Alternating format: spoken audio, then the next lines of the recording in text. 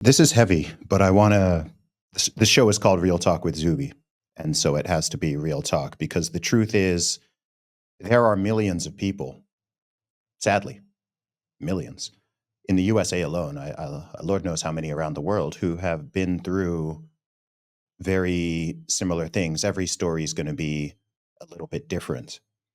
And I think that we live in this weird world, and maybe it's always been this way, but I don't think so, where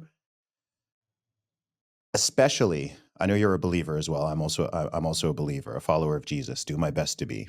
And in that world, and also in the secular world, there's this strange thing where we're kind of not supposed to talk about the reality of this. As common, sadly, I freaking hate the divorce statistics, right? There's a lot of statistics that I wish were not what they are, but this is sadly a really common thing, and I feel like very few people kind of talk about it openly and address it. I don't know if they think it's kind of going to bring some bad juju into their life, or if they're going to dissuade people who might be listening to this from marriage. And, there's this thing people kind of want to cover their eyes and like, just let's just pretend this isn't happening. Let's just think good thoughts. Let's just be happy. And I personally don't think that is the right I don't think it's the right approach. I think people kind of have the right hearts and the right spirit about that, because I can understand, you don't want to like black pill the youth. Marriage rates are already declining, right? You're not trying to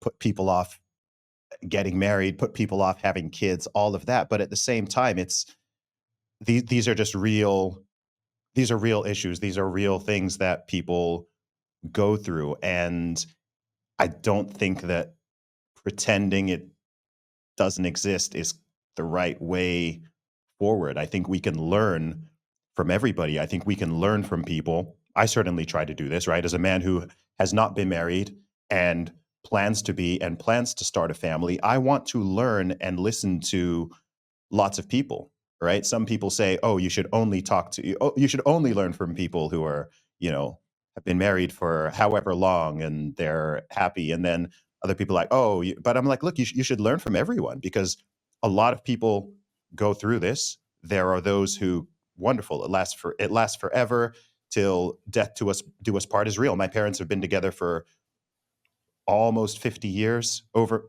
48, I think 48 years, approaching 50, and they're still, very happy, 5 kids, 10 grandkids, more to come. And I know many, many people like that. I've also seen people who never got married. Some of them regret it. Some of them think it was the right choice. I've seen countless people. I know people who have been divorced. Like, we all know people who have been through this. Like, I don't you can't really live in a modern West and not know people who have been through the divorce grinder and the family courts. Right. Some of them have kids, some of them don't have kids, some of them it's somewhat amicable, some of them it's super toxic. Like, there's just all of these situations. And my personal perspective, and I almost feel like as a duty to my listeners and my followers, is that we do talk about these things so that people can learn. People can know what to expect. People can know what are the what are the benefits, what are the potential risks, what Mhm. are how can you navigate it? How do you I see, like, again, I think it comes from a good place. I see so many like conservatives and Christians and people of faith, and it's just like, just get married, right? Just get married, just get married and do it young, and just kind of there's this push, but there's not a lot of talk about, hey, okay, let's be sober minded, right? In the Bible, it says, be wise as a serpent, but be gentle as a dove, right? Yep, So yep. it's not right. It's not about like, being crafty or being like having all of your defenses up and so on. But we live in reality, and let's be real. The world has always been corrupted. The world has always been sinful. This is not new. But I'd say in particular now, we don't live in an environment where, in terms of society, in terms of culture, in terms of technology, in terms of law, it's not set up on strong Christian principles of what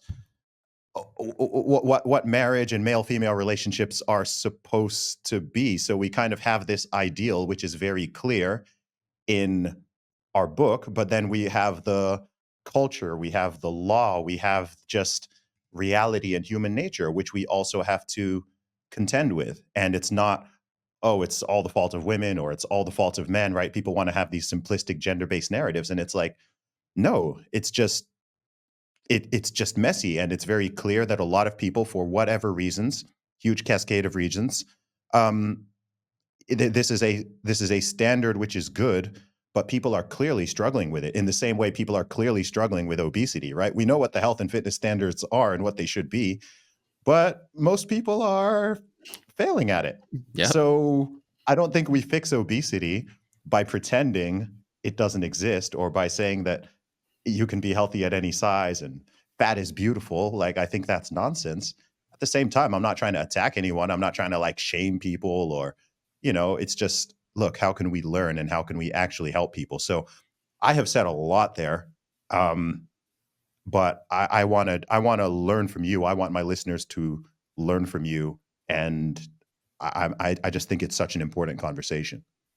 Yeah, I mean, I agree. It's funny you brought up your parents. My parents have been married for 47 years, I think, 46 or 47 years.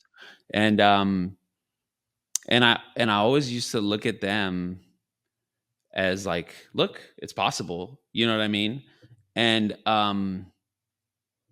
and I'm going to say this even you might be like, wow, that's kind of hard. There I see a lot of codependency there. I see a lot of I know my parents love each other, you know what I mean? But when you look at like the push to get married and they want like everyone's like, oh, when are you gonna get married, when are you gonna get married, um and then so many of these marriages fail, right? They don't make it.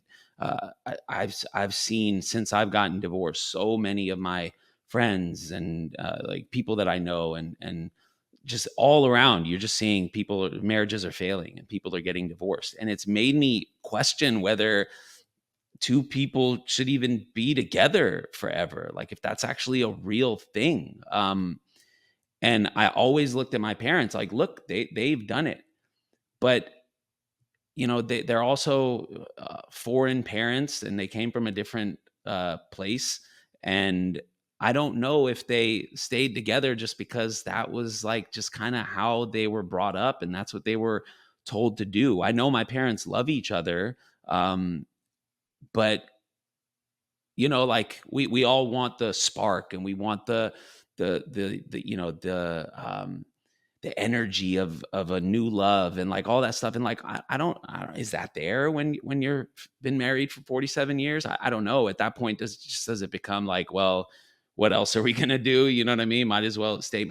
I don't know. I question all of these things now because I wanted to be married to this person forever, and I wanted to go through whatever that meant to go. We went through the worst things you can think of. We went through them, and we made it through a lot of them, and eventually the circumstances made it to where we couldn't anymore. But I was willing to stay. And I'm not saying this in any way to take away from her or make her seem like the weak one or the one that gave up. I'm not saying that. I'm just saying you definitely can't have a marriage succeed if one person isn't, if both people aren't 100% in. You can't have it be a little bit unless the other person's going to pick up the slack, and in that case, if that continues for too long, that's not sustainable either. And so like what I tell myself is I don't want to do that again. I don't want to be with someone for another 18 years only to end up divorced again. And I don't care about the other things that come with divorce that people talk. Like I don't care that she got half of everything. That's not what I'm saying. I don't want to be left with a hole inside of me because I thought I was going to be uh, I thought I was going to be with this person for the rest of my life, and now it's all gone. Like it's nothing is not. When I see my ex now, it's like a side hug, and I mean, this is a person that I like. I have the craziest memories and experiences and moments in life with for 18 years, and now she's just the mother of my kids and just like a person I know. And the type of person I am, like I'm going to be there for her forever. Luckily, we're amicable and we co-parent and we put the kids first, and like all that's great. But man, I'm not doing this again. I'm not going to go through this again. I don't want to. Even if there's a possibility, I'm willing to risk that. Yeah, there's probably a girl out there that's gonna blow me away and just be the best thing ever. And but the other side of it, if I don't find her first and I find something else that isn't that, I don't have another one of those in me, man. I don't. So I'd rather just say, you know what, I'm good. I, at least I was married for 18 years. I experienced a lot. I did a lot. And it's not like I was married for a year and was like, okay, now I'm never doing this again. It was a long time, and we had two beautiful kids, and I'm good. I'm ready to focus on other things and not think about that. Am I saying it's out of the question 100%? No, I mean, I believe that God is gonna. I believe in God's plan, and I believe that if God puts someone in front of me, and I have those, like I feel that, then sure. But I'm not out there looking for it, and in fact, I am pushing it away a little bit too. So I don't know. I don't know where that leaves me. I just in this weird spot that I've been in for 2 years, and I don't know when I'm going to get out of it or if I am. Today's episode is brought to you by Sambrosa, the best way to get your 8 hours of rest. I met the owners of the company while they were on tour with Tucker Carlson, and their nighttime syrup has been a game changer for me. It's really effective to get your quality rest at night. Sambrosa contains a natural base of 7 organic herbs, honey, and a small amount of antihistamine. It's effective and soothing with no harsh chemicals, no high fructose corn syrup, no artificial colors or dyes, and it helps with nighttime allergies. Sambrosa is a family-owned company who share my values of faith, freedom, and integrity. I've been using their products since before they started sponsoring this podcast, so I can personally vouch for its quality.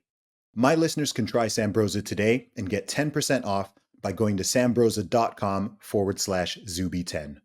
That's SAMBROSA.com/Zuby10 for 10% off. Try Sambrosa and wake up ready to embrace life's opportunities.